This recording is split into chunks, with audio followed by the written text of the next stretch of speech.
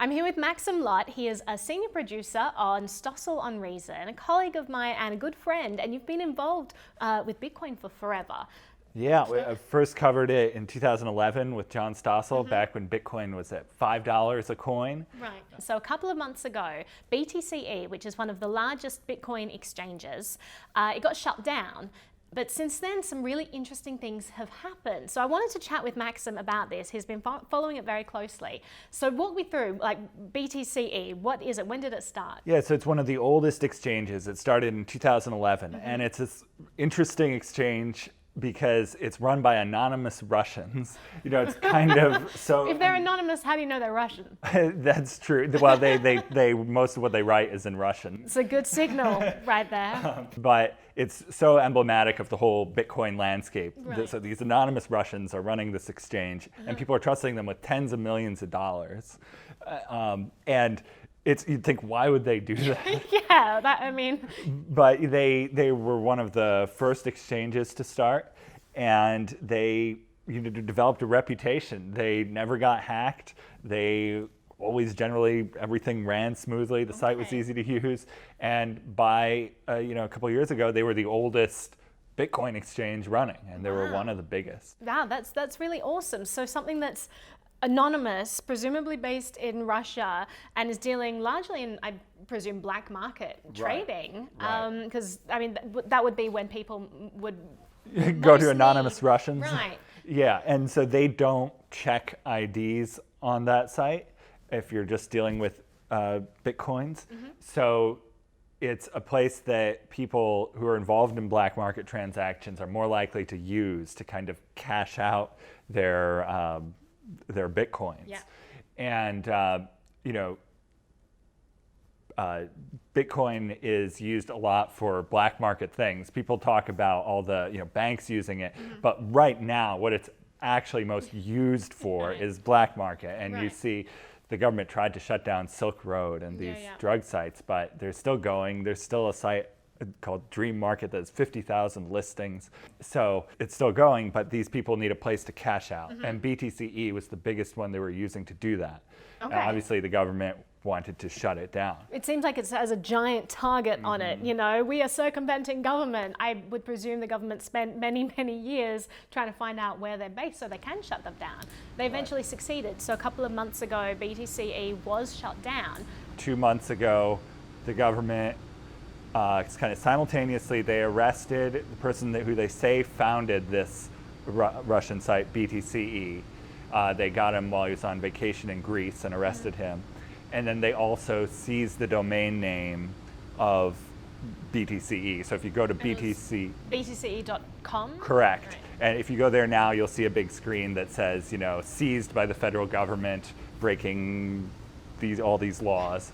And they also kind of stopped their money flows, what they could track, and kind of seized those. Okay. So I had a few coins in BTCe. Obviously, I don't do anything illegal, but I was just trading there. Yeah.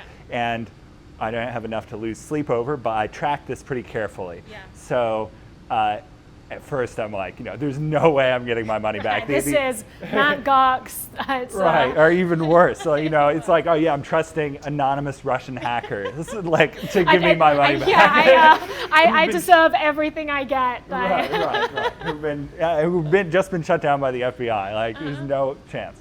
But a couple days later, their support team still functioning, even though their alleged founder, who knows, has been arrested. And they're saying, actually, most of the Bitcoins we still have them in our cold wallets. Wow.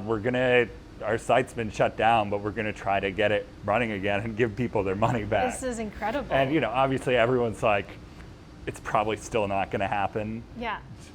Just because they're saying it, but a week ago they did relaunch the site. It looks exactly the same as the old one, except they changed the 3 letters instead of BTCe. It's WEX, just random letters almost.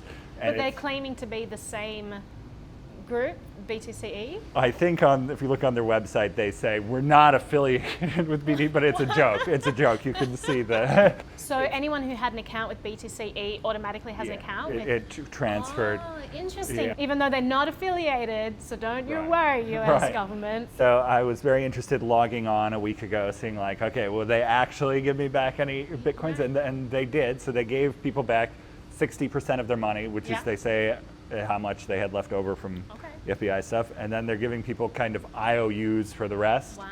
And the IOUs are tradable. So they're currently trading at like half the value of they're like their own new cryptocurrency. Yeah, it's pretty fascinating. So the US government inadvertently just created a derivative from That's pretty awesome. Yeah. So I mean that's sort of a testament to the reputation system, right? So you have this site, it's anonymous, and they're not going to be tracked. No one cares about them, but they clearly have a great business model. A lot of people demand their service.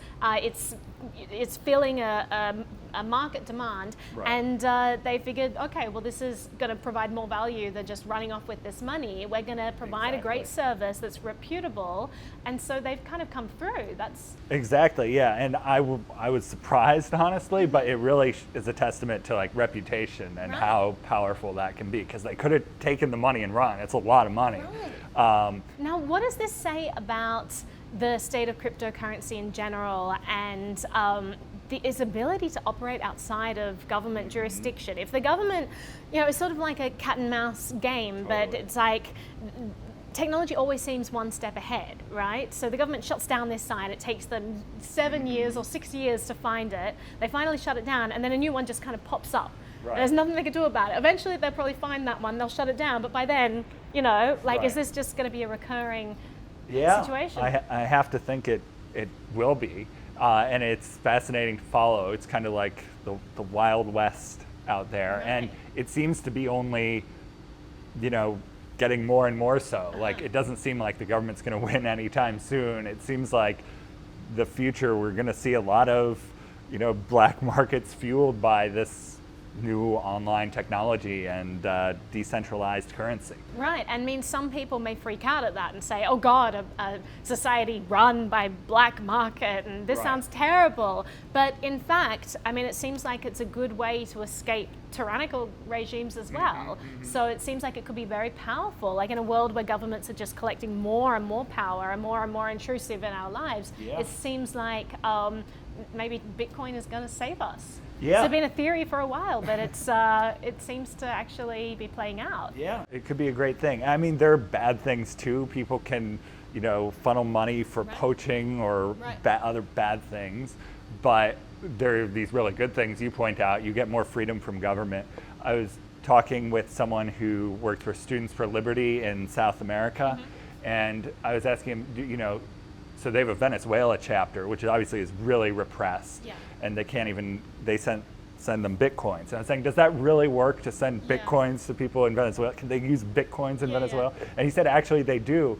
And the people they send them to have no trouble, buying food with them or turning them into dollars to buy food, because people there would rather own a Bitcoin than a Venezuelan dollar. Well, I was actually just in the Ukraine, and the woman I was talking to from the Bitcoin embassy there, the Bitcoin Foundation, sorry, she was saying that people in Ukraine a lot of them would rather hold Bitcoin than the Ukrainian money, because there's so much inflation and it's quite unstable. So it just seems like it's a great solution. Americans dismiss it like, oh, why would we want it rather than our US dollars? But some countries aren't lucky enough to have US dollars, and Bitcoin is a lot easier for them to get hold of. It can be transferred internationally instantaneously. So exactly, and that's kind of the point. Bitcoin is decentralized, and the biggest benefit of that, I think, is that government can't shut it down. That's why it has so much value, I think, that it has all these uses.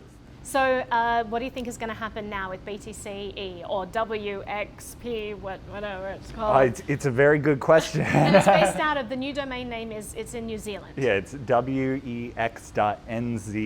What happens to this site is anyone's guess. If you look at their tradable IOUs, those are currently trading at kind of half the face value.